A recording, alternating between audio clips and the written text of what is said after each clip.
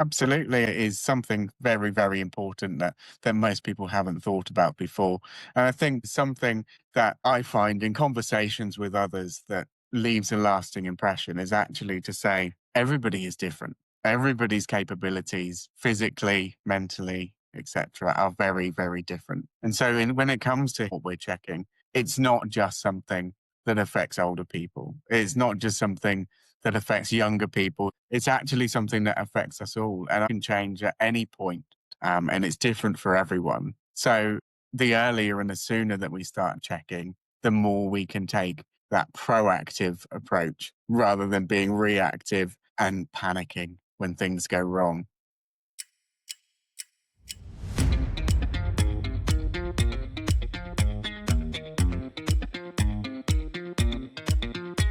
Welcome to the Success Consultancy's Just Great People podcast, the podcast that introduces you to ordinary people who've done extraordinary things. My name is Barry Eustance, and I'd like to introduce you to today's guest.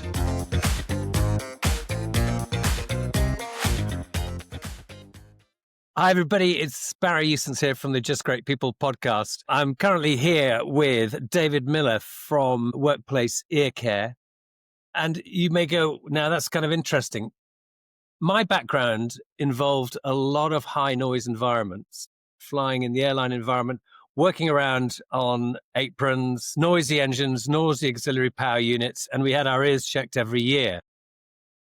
David, however, has got an audit and finance background, and he and his lady wife, who is an audiologist, concluded that actually more work needs to be done in the workplace for not noisy environments, but actually the environments that are quietly impacting people's hearing. And this is such a great story. I wanted you to hear it. We're getting a little bit of feedback, paradoxically. So I'll shut up and invite David to tell his story, and I'll sit back again in the corner and listen. David, welcome. Hi, Barry. Thank you for having me on. So yes, as you touched on, it is a wonderful business that we have started early in 2024.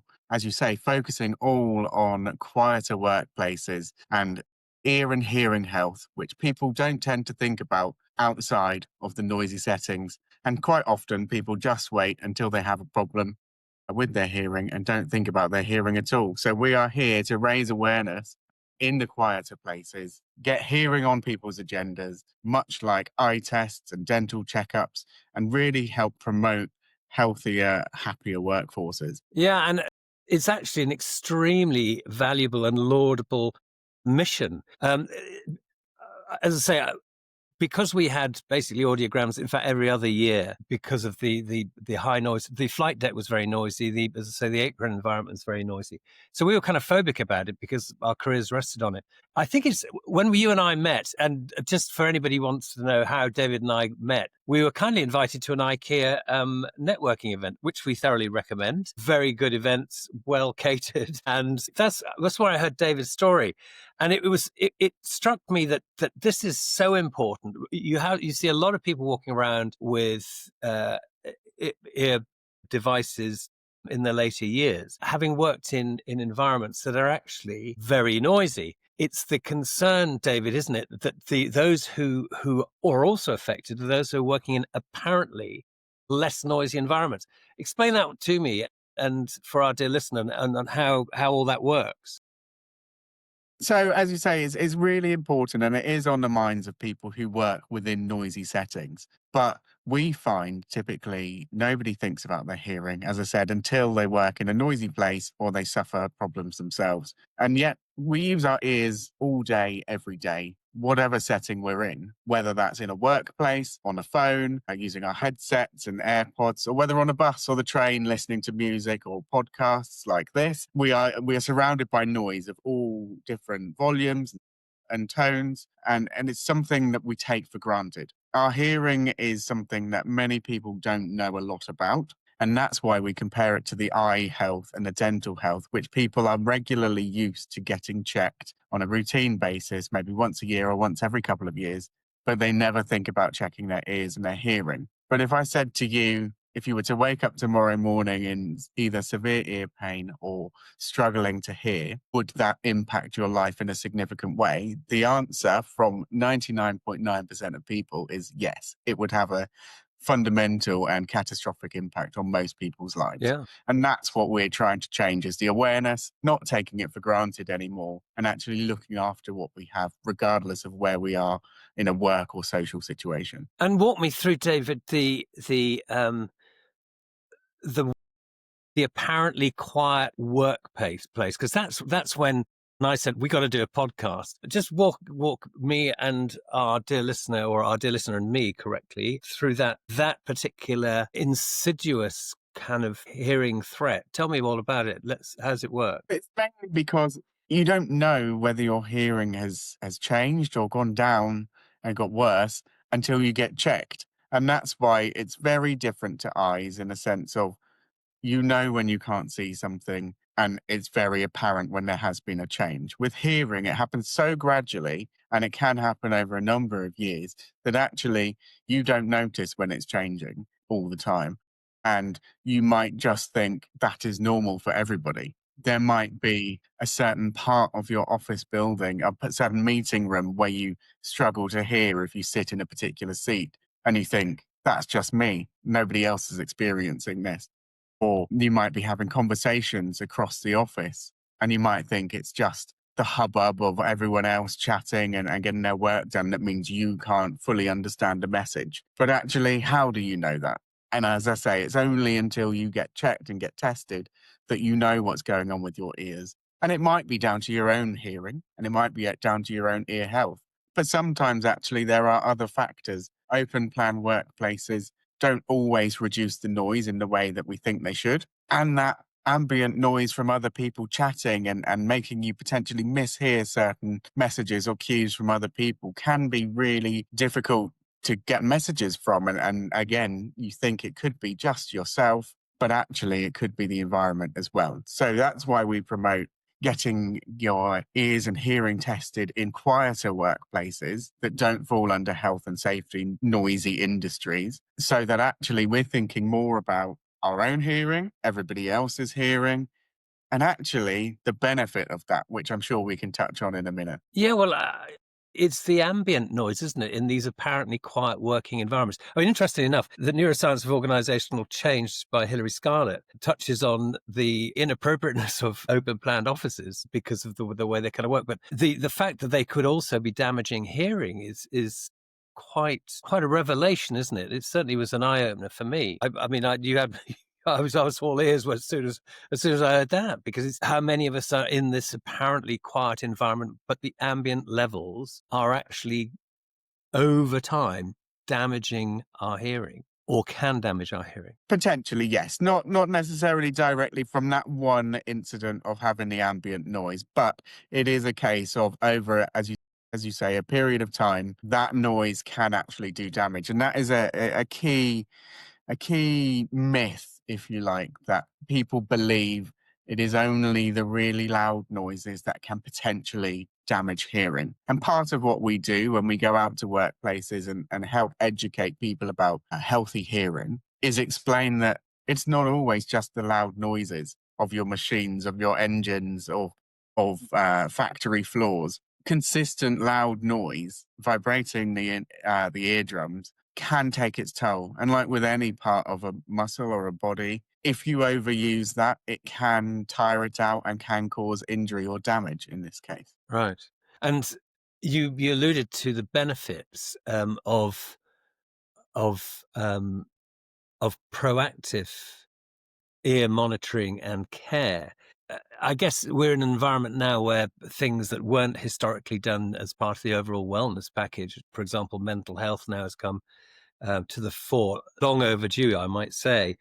It's the same, I guess, with ear health and it's the impact upon the individual, possibly at the time, at the back end of a career or later in a career, when it's too late. You can't reverse the damage. Absolutely. And this is part of why we do what we do in terms of getting the education and the awareness out there to be proactive about our hearing before it is too late. If we've got people who will now start testing and checking them hearing earlier in life, they're inevitably going to catch any changes or issues earlier, which means you can take proactive steps, whether that be addressing your work environment or seeking hearing aids if you do need them. Any change that you make to better your lifestyle and maintain your hearing can only be beneficial. And it's Yeah, really absolutely. that step of being proactive about it that will make all the difference, because once your hearing is gone, it's not coming back. No, no, it's not reversible. So from an organizational perspective, I can possibly hear one or two of our listeners and viewers starting to cringe and going, "Oh, this is yet another cost on small business." But actually, I suspect, but I could be wrong, that you're about to tell me that the net effect is a positive one for businesses and organizations. And this is not a setup, folks. I just worked that out. Absolutely. There are countless benefits. And just the fact that hearing crosses over with so many other elements of health means that it can be used in a complementary way to improve other aspects of health as well. So, for example, if you're struggling to hear in either a meeting or a conversation with colleagues, you might be putting unnecessary stress on your brain to interpret the words and work out what's being said.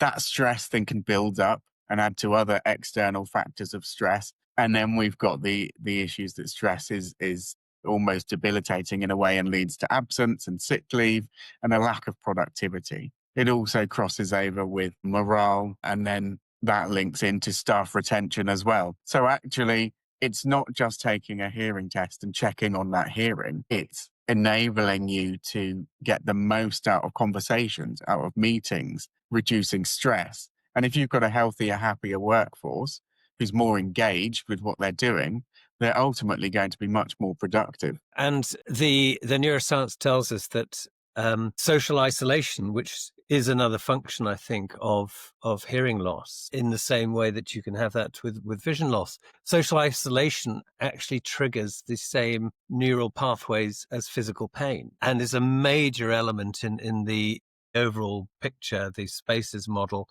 of human need. So it's actually at a very fundamental level, isn't it? Not only the media effects, but actually the other mental health and social isolation and the side effects you don't think of, as we used to say in the aviation industry, the sort of further effects, the controls, all the stuff that you hadn't considered when you turned the stick to the left. The airplane will yaw, folks, just for your information, if you don't put some sort of rudder in it, unless it's an Airbus. And it's all of those things, isn't it, David, that's occurred to me as being relevant, the additional stuff that people just don't consider. Absolutely. As you say, social isolation is a really big issue for a lot of people, and especially those with hearing loss. It links to that gradual decline. If that gradual decline in hearing is unnoticed and unchecked, you'll naturally find a number of people start withdrawing from conversations, whether that be at work or outside of work. They're just not going to try and integrate themselves into those groups, into those conversations, because it's too much strain, too much effort. And then you notice they start retracting and, as you say, isolating themselves, both socially and at work as well. So our message around checking on hearing and ear health is really not just from a work perspective. It's from a personal perspective as well for every individual. And from a team perspective, if you suddenly having difficulty interacting at a team level, then the team performance has to deteriorate, which then must translate to organizational performance. Absolutely. Absolutely. So it's things along communication lines. There's a very well-known comparison in the audiological world to say 15 or 50. Those numbers are very different but sound very similar. If you're not catching them correctly and you're paying in thousands or millions, there's some errors that can creep in. Some of them could be very significant, and that's obviously going to then have a bit of an impact in your teams, whether people are consistently picking up the wrong messages or inputting the wrong data from conversations. That can lead to tension, and that can obviously then have a big impact on staff morale and productivity as well. Yeah.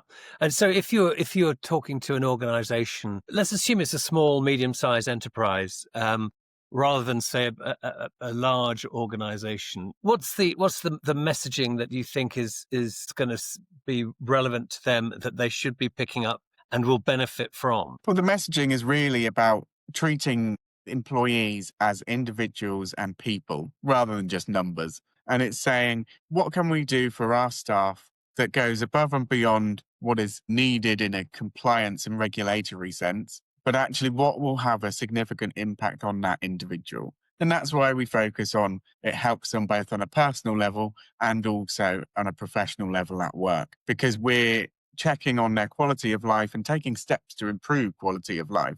And people who are happier and who are healthier, as I mentioned before, do work harder, are more productive, and stay longer. So you're going to get more out of your employees. They're going to be happier. The culture and the environment will feel nicer and better and more productive.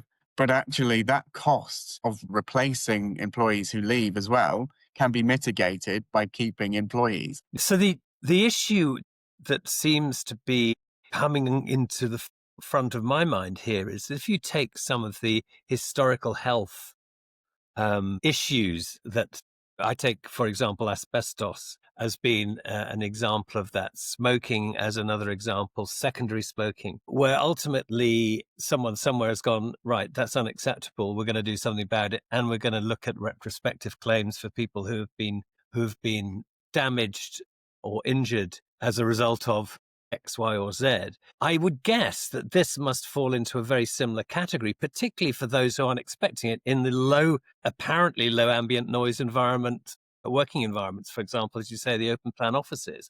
So being proactive about this is actually smart, would you say? Yes, so theoretically, it can be a more systemic issue. When we go in and do our testing, we're not there from a compliance perspective to do health and safety checks. That is very much the remit of occupational health and any such departments along those lines. However, from our proactive testing, we can pick up on trends that would potentially suggest there is an issue with the environment that they're working in, even if it doesn't fall into a regulatory noisy place under health and safety guidelines. So it does have a potential to protect the company from further claims in the future. However, it's unlikely to be on that particular scale that you would Yeah, no, find no, in no, no, a I get it.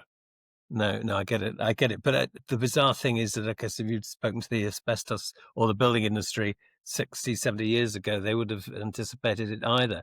And David, when you go into an organization, I mean, how does the process work? So I'm an SME, I'm in HR, or let's assume I'm an owner director of a small to medium enterprise. First of all, how do we contact you? Then what happens after the initial contact? So what's the process from I know nothing about my staff or my stakeholders hearing issues, but I'd like to know more, and then I might consider going through with the other elements of it. How does it all work? So the first point of contact would be either through the phone or through our website, submit an inquiry form. We would set up an initial meeting then to discuss the outline of our services and in more detail some of the benefits as well.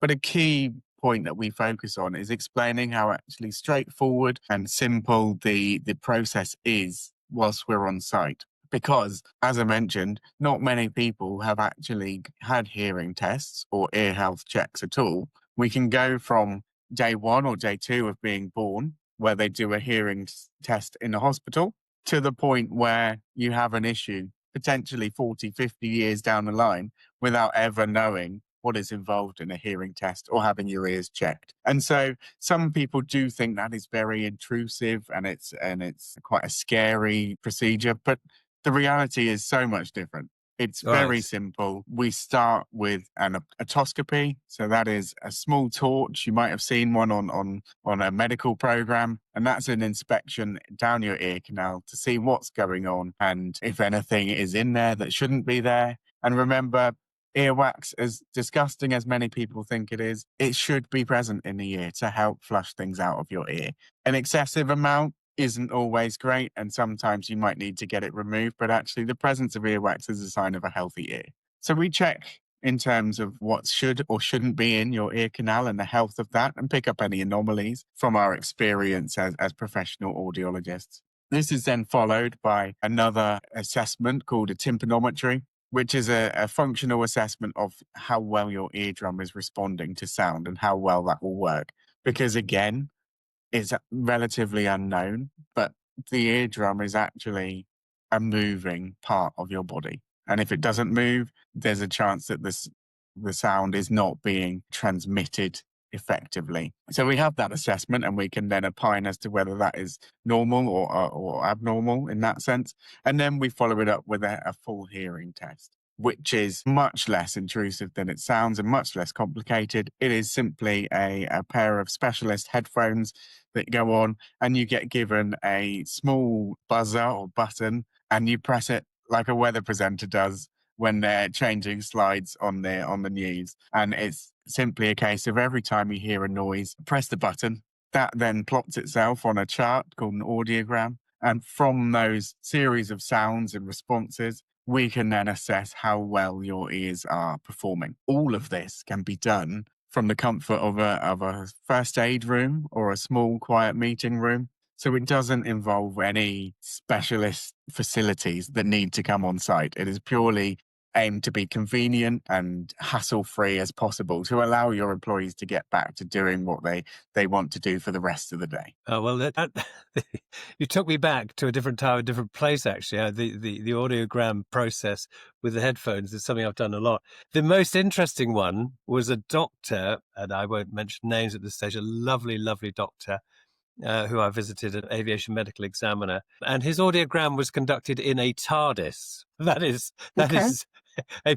a police phone box with a light on the top, and it was all done. It was fantastic. It was so much fun. So, approximately how much, David, for the whole process to be done and dusted? Just to confirm again. So in terms of time, that process takes 20 minutes, and we can include a chat at the end to explain what we found, what recommendations we have, and how to maintain your hearing health after that. Yeah, and thereafter, how frequently would you expect to be repeating that process for an organisation? So ideally, we'd recommend that people get their hearing reviewed every 1 to 2 years, just to pick up those changes. Those We treat the trends, yeah. first one as a benchmark setting, and then from there, with regular checks, we can assess what's changing and also why it's changing. If there's any changes in habits, workplaces, or whether it's down to the dreaded aging.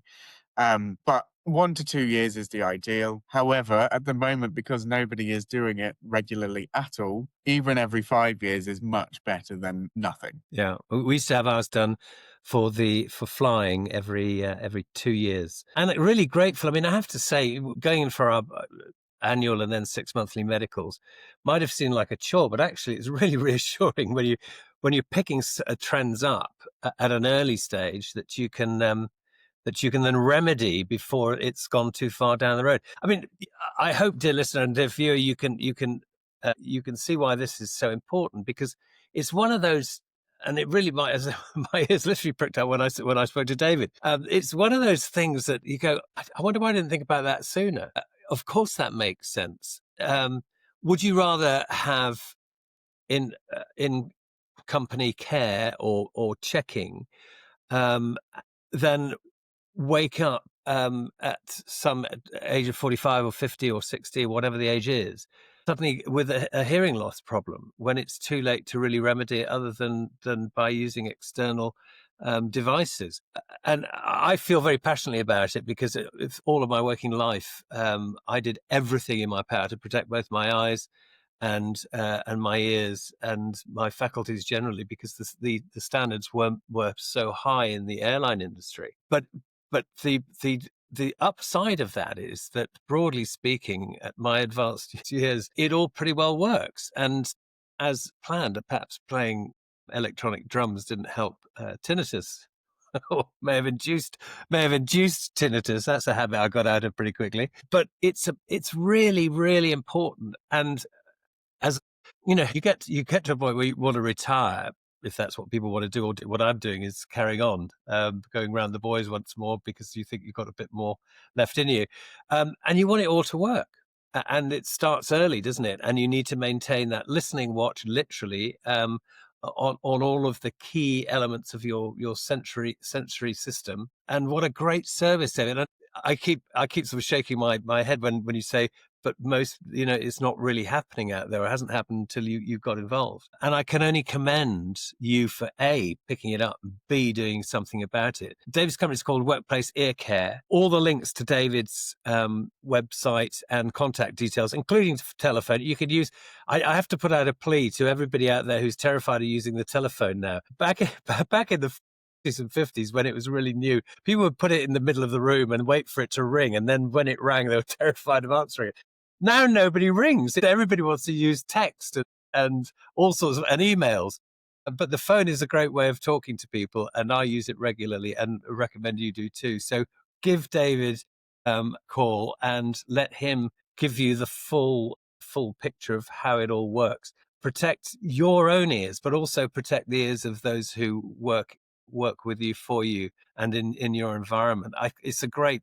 I'm really pleased to have had this opportunity to talk with you, David, and introduce our viewers and listeners to what I think is a key element. And I'll let you finish with some thoughts from your end. Absolutely. And I think you summed it up very nicely there, that it is something very, very important that most people haven't thought about before. And I think probably my closing thought, and is something that I find in conversations with others that leaves a lasting impression, is actually to say everybody is different. Everybody's capabilities, physically, mentally, etc., are very, very different. And so when it comes to hearing, in terms of what we're doing and what we're checking, it's not just something that affects older people. It's not just something that affects younger people who are stereotypically, if you might say, always on their headphones, always on their devices. It's actually something that affects us all. And our hearing can change at any point. Even age-related loss can happen at any point. And it's different for everyone. So the earlier and the sooner that we start checking, the more we can take that proactive approach rather than being reactive and panicking when things go wrong. Let's educate our staff, let's educate each other, and actually create happier and healthy workforces. I'll second that. David Miller, perfect summation. Thank you so much. So David Miller, Workplace Ear Care. David, thank you for coming on the Just Great People podcast from the Success Consultancy. It's been a pleasure, Barry. Lovely to speak to you. Ditto. Speak soon. Thank you, David. Thank you. We do hope you've enjoyed listening and watching our podcast. If you'd like to join us on our primer for business growth, just follow the QR code or the links in the notes to this podcast. So that's it for today's Just Great People podcast from the Success Consultancy. We hope and trust you've enjoyed it. Please join us next time, and please do remember to subscribe. Thanks for joining us.